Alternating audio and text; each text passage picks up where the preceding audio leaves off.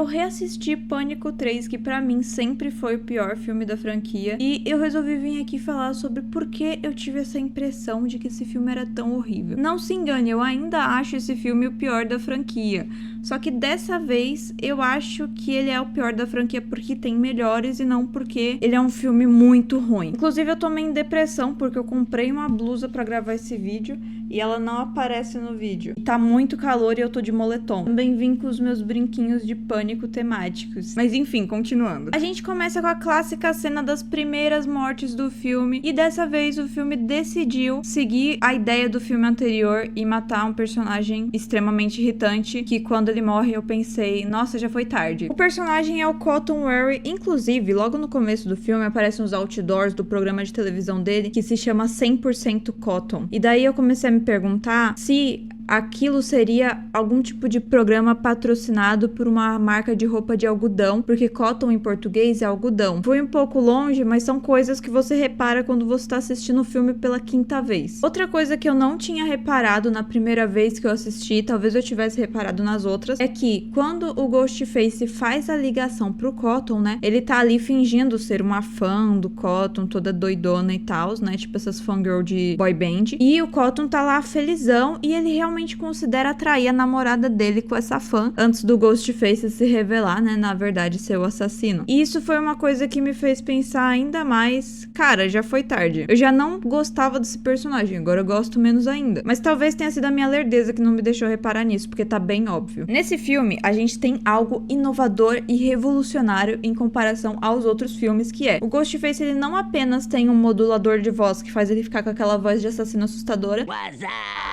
como ele também consegue usar esse modulador de voz para fazer a voz dele parecer a voz de outras pessoas, de outros personagens. E isso faz com que as pessoas caiam cada vez mais nas armadilhas dele e também faz com que elas desconfiem uma das outras, como aconteceu com a namorada do Cotton. Quando o Ghostface revela pro Cotton no telefone, né, que ele está na casa dele, que ele pretende matar a namorada dele, ele já usou a voz do Cotton ali com a namorada dele, que não tem um nome, o nome dela é namorada do Cotton. Então quando o Cotton chega para salvar ela já tá lá achando que ele tava planejando matar ela, então ela dá uma porrada nele com um taco de golfe de ferro, e assim, isso condena os dois, mas pro crédito dele, ele ainda tenta salvar ela, mesmo depois de levar uma porrada na cabeça. Ele tá muito empenhado em salvar ela. Eu pensaria duas vezes em salvar alguém se a pessoa tivesse acabado de me dar uma porrada na cabeça, sério. Muitas facetas desse personagem, apesar dele gostar de trair a namorada e dele negociar a vida das pessoas por 5 minutos de fama, como ele fez no último filme, né, que ele decidiu quem ele ia salvar baseado em quem ia dar um tempo maior de TV pra ele. Mas apesar disso, ele também é muito empenhado em salvar a própria namorada que ele ia trair há 5 minutos atrás. E cara, assim, eu não tinha nada contra essa menina, tá? Essa menina é uma pessoa loura, aleatória, que aparece no meio do filme, não tem muitas falas, não tem muita personalidade, não tem nada sobre ela pra você ter algo contra ela. Mas o Cotton, honestamente, levando em consideração toda a personalidade construída dele até aqui, eu entendo os motivos dele ser um filho da puta, mas eu ainda não gosto dele e acho que ele já foi tarde. Aproveitando, já se inscreve no canal se você gosta de vídeos sobre filmes e séries e se você quer ver os próximos vídeos de Pânico por aqui, porque eu com certeza vou fazer, porque é a minha franquia preferida e mesmo se ninguém estivesse assistindo, eu ia fazer mesmo assim. Então já se inscreve aí que vai ter do filme 4, 5, 6, 7, até quantos existirem. Porque sim, o filme 7 foi confirmado, ele vai acontecer e eu vou assistir, não me importa esse negócio de eu vou boicotar o filme porque a fulana não tá no filme. Cara, adorei a atriz, adorei a personagem dela, né, da Samantha, mas eu não vou boicotar o filme, eu quero ver o Pânico 7, vou fazer o quê? Continuando, nesse filme, a nossa queridíssima protagonista, Sidney, ela já tá toda sequelada da cabeça, ela tá morando numa casa isolada nas montanhas, no meio de um monte de mato com um Golden Retriever, inclusive, se isso era pra ser um cão de guarda, péssima escolha, né? Mas continuando, quando ela vê a morte do Cotton na TV, ela já tá assim, meio, meu Deus, porque ela já tá toda cheia das alucinações, assim, tendo uns pesadelos muito doidos, não sei o quê. Então ela já meio que entra em um pré-colapso. Só que o pai dela fala, não, porque ele tem muitos inimigos. Provavelmente foi só uma morte isolada, que não sei o quê. Inclusive o pai dela nunca mais aparece depois dessa aparição dele aí nesse começo desse filme. Já era, desaparece, talvez tenha morrido também. E ela esquece da existência do Golden Retriever eventualmente, o que é um pouco triste. Tipo, o que aconteceu com o Golden Retriever quando ela sai da casa? Ela deixou algum vizinho tomando conta? Não, porque ela não tem vizinho. Ela encheu o pote de ração dele até o talo intervalo pra durar 2 semanas? Talvez, mas ele pode ter comido tudo no mesmo dia. Ela levou ele com ela? Não sei, porque ele não aparece em momento nenhum quando ela sai dessa casa. Mas a gente vai chegar nessa parte em breve.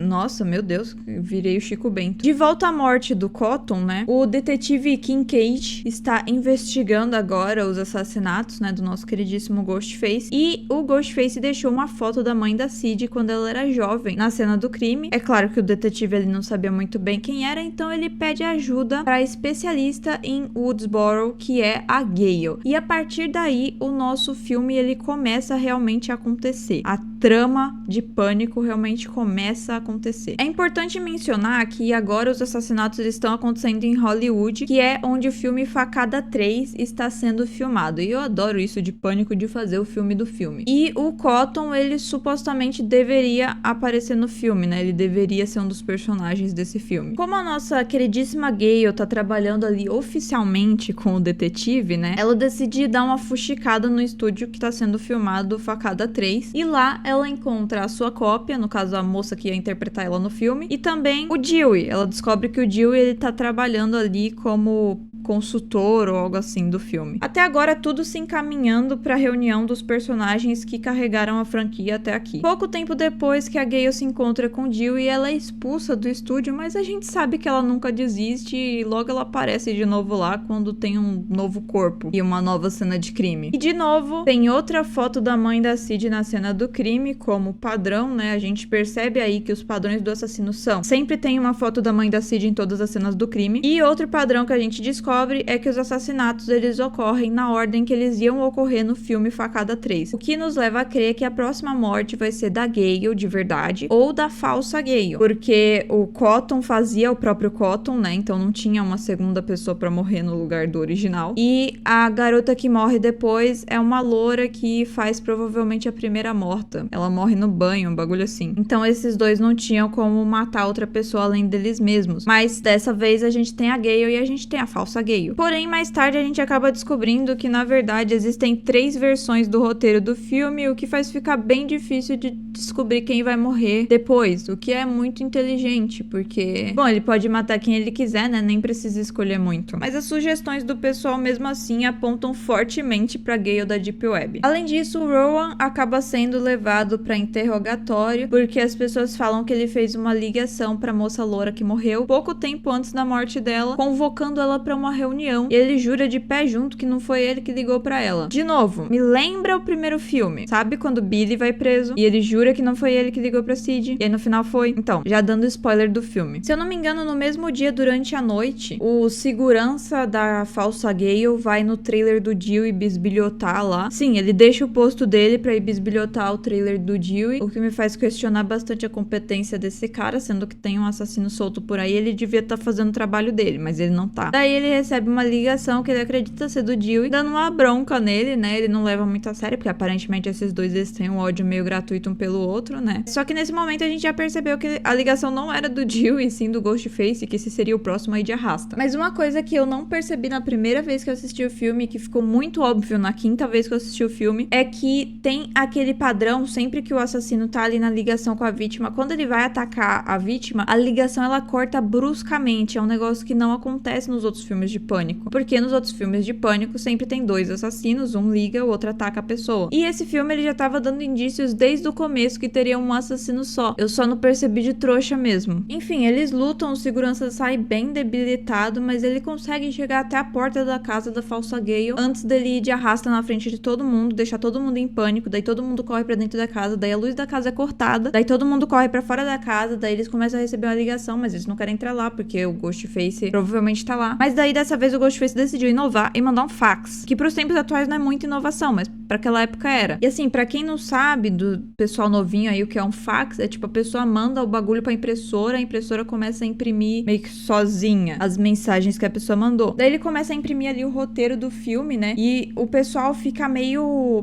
dentro do negócio pra tentar descobrir o que tá acontecendo. Só que ele fala que as pessoas têm que ficar dentro da casa porque o assassino tá do lado de fora. E a Gale e o Dewey, como eles já estão acostumados ali a lidar com o Ghostface, eles sabem que aquilo é uma armadilha, então eles saem e arrastam todo mundo pra fora junto com ele. Vai a Gale, a falsa Gale, o Dewey, o falso Dewey, a falsa Cid, acho que acabou. Só que o falso Dewey, aquele tonhão, ele decide que ele quer voltar pra dentro da casa porque ele quer ver o final da mensagem. Só que, tipo assim, a luz já tá cortada, né? Daí ele decide voltar, ele volta, ele continua lendo. E a última mensagem tava escrito: o assassino poupará aquele que sentir o cheiro de gás. E aí você adivinha como que ele fez pra ler essa mensagem? Sim, ele acende um isqueiro. E aí você pensa, nossa, mas nem é tão óbvio assim. Realmente não é, mas cara, por que? Só vai embora. Por que você tinha que voltar? Mona, você é maluca? Com todo respeito. Não, se você vê o vídeo, é com todo respeito mesmo.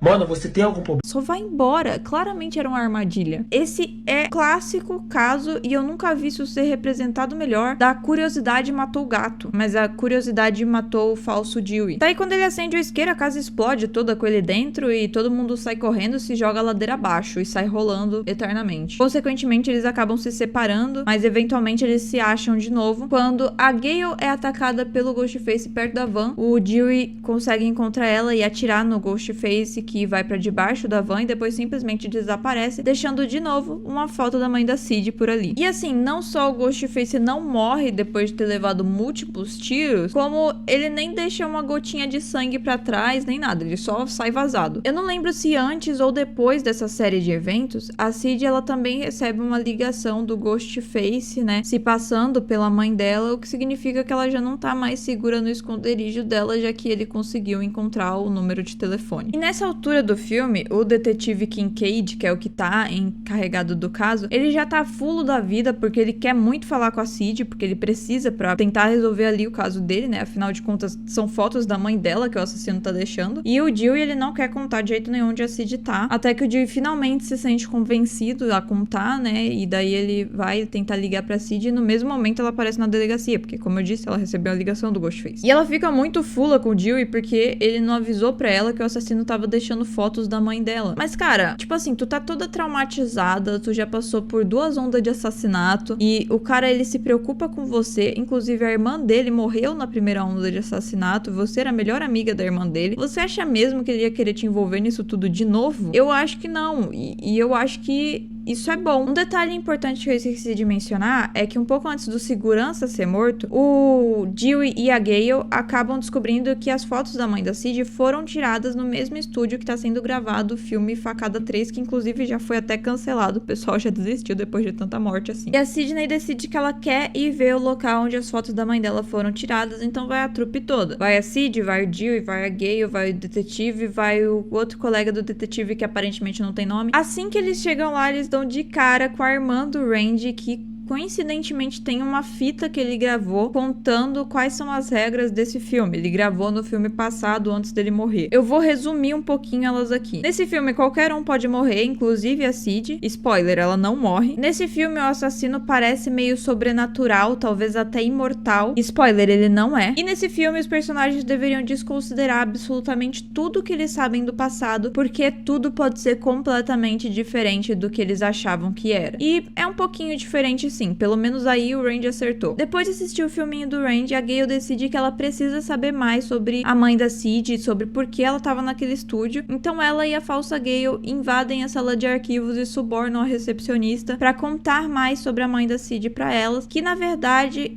atendia pelo nome de Rena Reynolds e não pelo nome de Maureen Prescott, que é o nome que a gente conhece da mãe da Cid, porque aparentemente todo mundo tem nome artístico naquele lugar. E essa Rena Reynolds, ela fez 3 filmes de terror que foram dirigidos pelo mesmo diretor que tá dirigindo Facada 3. Então é claro que a nossa dupla dinâmica, junto com o Dewey, decide ir lá confrontar, né, o velhinho que dirige Facada 3, e eles descobrem que a mãe da Cid, ela ia nas festas desse cara e ela foi abusada nas festas desse cara e ele tá cagando e andando pra isso. Nesse meio tempo, a Cid tem um mini surto no banheiro porque ela acha que ela tá sendo perseguida pelo Ghostface, apenas pra descobrir que era só a falsa Cid na cabine do banheiro que tava roubando as roupas do Ghostface, porque ela queria ter um souvenir pra guardar do filme, já que o filme não ia mais acontecer. E por mais que tudo tente fazer essa garota parecer suspeita, nem se eu tentasse muito, eu não conseguiria suspeitar dela. Ela é toda lerda e delicadinha. sozinha, não dá pra suspeitar dessa garota. A Cid acaba aceitando a situação e tal, né? Afinal, o que é mais um doido na minha vida? Só que a garota sai do banheiro e esquece a escova de cabelo lá, e quando a Cid vai atrás dela pra devolver, ela acaba indo parar num set que é a réplica perfeita da casa dela em Woodsboro. Então ela entra num clima meio nostalgia, sabe? Ela decide entrar na casa, dar uma olhadinha, pular por dentro e tal. Até que ela começa a ser atacada pelo Ghostface e ter alucinações, aliás, supostas alucinações da mãe dela. E eu preciso comentar que nessa parte do filme já dá pra ter total certeza de que é alguém que conhece muito, muito bem o set, porque a pessoa sabe exatamente onde entrar e sair da falsa casa da Cid, que apesar de ser muito parecida com a casa dela, é um cenário, então tem algumas portas que não realmente levam a lugar nenhum. Em sua fuga do Ghostface e supostas alucinações, a Cid acaba rolando janela abaixo, né, e quando ela cai no chão, o pessoal encontra ela lá toda coringando, e ao mesmo tempo que eles acreditam que ela foi sim perseguida pelo Ghostface, né, eles também acham um pouco que ela tá coringando mesmo pela parte do eu vi a minha mãe, a mãe que tá morta.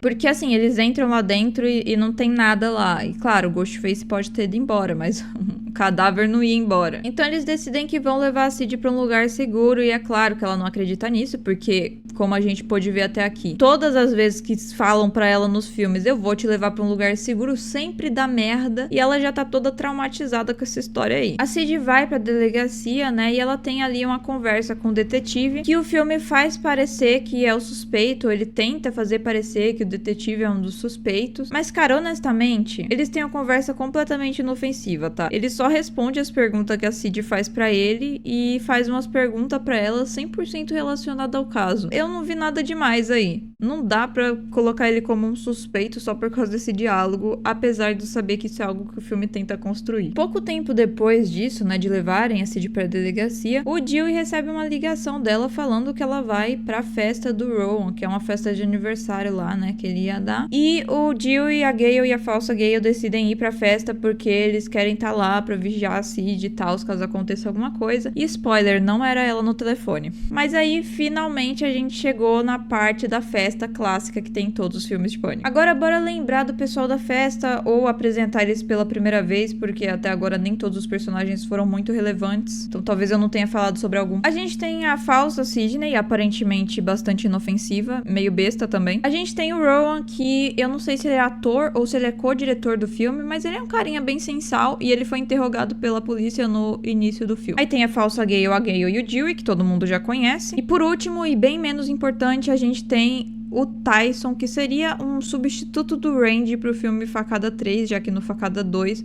o Randy morre. Daí você me pergunta por que é menos importante? Porque apesar do cara tá ali e ter algumas falas durante o filme, ele não tem nenhuma relevância até a parte da festa, que é quando ele tem uma pequena, bem pequena relevância. Mas eu poderia facilmente passar o filme todo sem citar ele, e vocês não iam perceber diferença nenhuma. Quando todo mundo chega na casa, que por sinal é uma baita mansão com várias passagens secretas, o Rowan comenta que tem uma sala de cinema naquela mansão, mas que ele não sabe onde fica. Então eles se dividem em duplas para procurar a sala de cinema. A falsa Cid vai com o Tyson, a falsa Gale vai com o Rowan e a Gale e o Dewey decidem continuar na sala ali esperando a Cid chegar. O Rowan e a falsa Gale decidem procurar a sala de cinema no porão. Por que motivo? Sei lá, cara. Não me pergunto o que passa na cabeça desse pessoal. Já olhou pra alguém e pensou, o que passa na cabeça dela? E é claro que o Rowan, ele é o primeiro aí de arrasta nessa festa. Ou será que não? Porque um negócio que eu devia ter suspeitado era que todo mundo foi atacado pelo Ghostface. E o filme Pânico, os filmes de Pânico, adoram mostrar as lutas dos personagens burros pela sobrevivência. Mas, coincidentemente, o Rowan, ele é o único que morre e não mostra ele sendo morto. Apenas mostra o corpo dele já morto dentro de um caixão de brinquedo depois. Então, eu já devia ter suspeitado aí, porque até aí, essa parte do filme que ele morre, eu tava sim suspeitando que ele era um dos Ghostface, né? Esse filme, ele só tem um Ghostface, né? Então,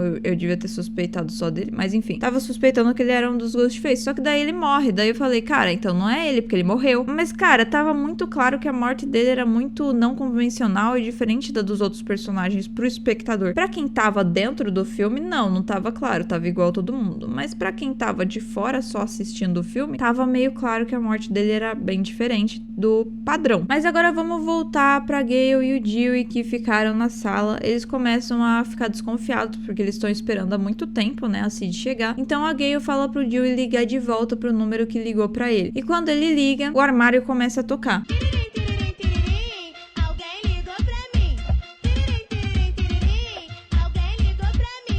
E adivinha o que eles acham lá dentro? Um telefone, obviamente. Mas eles também acham a roupa do Ghostface e o modulador de voz. E daí eles descobrem que o Ghostface tem as vozes de todos eles. E eles são os únicos que duram muito tempo depois de descobrir isso. Porque todo mundo, assim que descobre isso, morre. Então não dá nem tempo de contar pra outra pessoa. Mas eles continuam vivos depois. Mas ao invés de sair da casa e ligar pra polícia e tal, e avisar o que tá acontecendo, eles decidem que a melhor alternativa é se dividir pra procurar as pessoas que estão ainda dentro da casa. A clássica burrice dos filmes de terror que eu amo. A Gale encontra o corpo morto no porão, né, do Rowan, e depois ela encontra a falsa Gale e a falsa Cid, que decide correr pra própria morte. Já o Dewey encontra só o Tyson mesmo. Mas no momento que todo mundo finalmente se encontra, né, o Ghostface aparece só pra meter um socão na cara do Dewey. O Tyson tenta dar ali uma de herói e é por causa dele que o Dewey sobrevive. Então essa é a única relevância dele no filme, fazer o Dewey sobreviver. Só que aí o Tyson acaba indo de arrasta também bem cedo e a falsa Gale, no meio da confusão toda, decide se esconder pra tentar fugir depois, né, pra ela não ser atacada. Mas ela também vai de arrasta. Péssimo plano, se separar, péssimo plano. Daí sobram apenas o Dewey e a Gale, que são usados como moeda de barganha pra atrair a Cid pra casa, né, pra mansão lá. Mas dessa vez a nossa garota, ela é esperta. Ela pega 2 armas e um colete à prova de balas. E quando ela chega lá, né, o Ghostface também é esperto. Ele faz ela passar um detector de metal pelo corpo todo. Então uma das armas acaba ficando pra trás, mas o que ele não esperava é que ela tinha mais uma reserva. E quando ela vai soltar o Dewey e a Gale, o Ghostface aparece pra atacar ela, mas ela dá vários tiros nele e volta a soltar o Dewey e a Gale. Mas é claro que pra fazer o filme render, ela esquece que ela precisa atirar na cabeça. Então quando ela vira pra trás, ele sumiu de novo. Apenas pra segundos depois apareceu o detetive Kincaid e a gente ficar suspeitando dele até o Ghostface aparecer e atacar ele. A Cid aproveita a confusão toda pra fugir, mas é claro que, como em todo o filme, ela acaba se trancando no exato mesmo lugar que o assassino quer que ela esteja, porque ela tem um dom pra isso. E nesse meio tempo, a Gale e o Dewey conseguem se soltar e pegar a arma do detetive, que não, ele ainda não morreu, pra ir atrás da Cid. Eu vou cortar a enrolação aqui. A gente descobre que o assassino é realmente o Rowan e que, pasmem, ele tinha manipulado o Billy e o Stu a assassinarem a mãe da Cid, porque o Rowan também é filho dela, só que ela rejeitou ele e ele não gostou nada disso. Ele tinha muita inveja da Cid e muita raiva da mãe. Então ele não só faz com que a mãe dele seja assassinada, como ele faz com que a vida da Cid seja um inferno. Só que até disso ele fica com inveja, porque ela quase foi assassinada, mas ela sobreviveu e acabou sendo a heroína da história. Então ela acaba ganhando muita fama e tudo mais por causa disso. E ele é o cara do cinema, então ele queria ter fama. Então ele continua com cada vez mais inveja dela. Tudo o que acontece no filme é não tão magicamente explicado. Ele não morria porque ele estava usando também o colete à prova de balas e as pessoas só miravam no colete, ninguém mirava em nenhuma outra parte do corpo dele. As alucinações que a Cid achava que estava tendo, na real, eram ele usando roupa de fantasma e usando a voz da mãe dela. Então não tinha nada realmente de sobrenatural nesse filme, era tudo muito explicadinho ali, sabe? E como em todo filme de pânico, a Cid derrota o vilão no final. Além disso, o Dewey pede a Gale em casamento e a Cid e o detetive, eles se tornam realmente próximos, eles continuam amigos depois que o caso é solucionado. E a Cid parece até um pouco menos paranoica no final desse filme, parece que ela passou pela terapia finalmente. Agora bora pra opinião que eu tava guardando até aqui. Eu acho que esse filme tem um equilíbrio muito bom entre os personagens, tá? E isso faz com que ele não seja um filme tão ruim quanto eu pensei que ele era. Porque ao mesmo tempo que eles têm os personagens que têm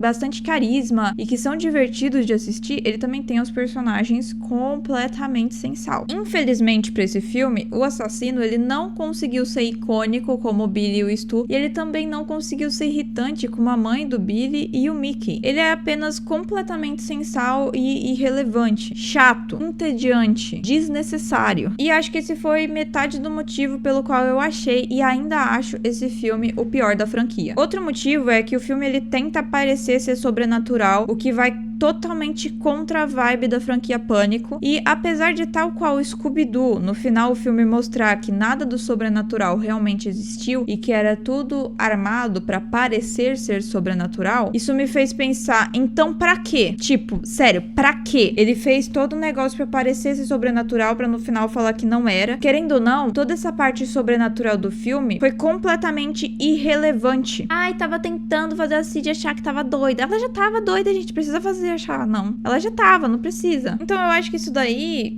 deixou o filme meio chato, foi meio tosco, sabe? Foi mal trabalhado, podia ter sido melhor. Mesmo com o sobrenatural, suposto sobrenatural, podia ter sido trabalhado de um jeito melhor. Então isso deixou o filme bem meia boca, pra falar a verdade. A história do filme foi bem meia boca. Acontece que depois de ter assistido tanto filme de terror muito pior do que esse, porque eu tô há 3 meses assistindo filme de terror quase todos os dias, pra eu indicar um filme de terror por dia aqui nesse mês de outubro, né? Então eu assisti muito filme ruim. E por causa disso, eu não acho mais esse filme tão ruim assim. Na verdade, ele foi até divertidinho de assistir. Eu não fiquei contando os segundos pra ele acabar. Então eu acho que isso foi uma vitória. Ele ainda é o pior filme da franquia? Sim, ele ainda é o pior filme da franquia. Por quê? Porque tem outros melhores. Mas ele não é horroroso. Na primeira vez que eu assisti, eu acho que eu daria, sei lá, um 5/10 pra esse filme. Mas hoje em dia eu acho que eu conseguiria dar um 7/10 pra ele. Se você gosta de vídeos sobre filmes e séries, já se inscreve no canal pra não perder os próximos vídeos.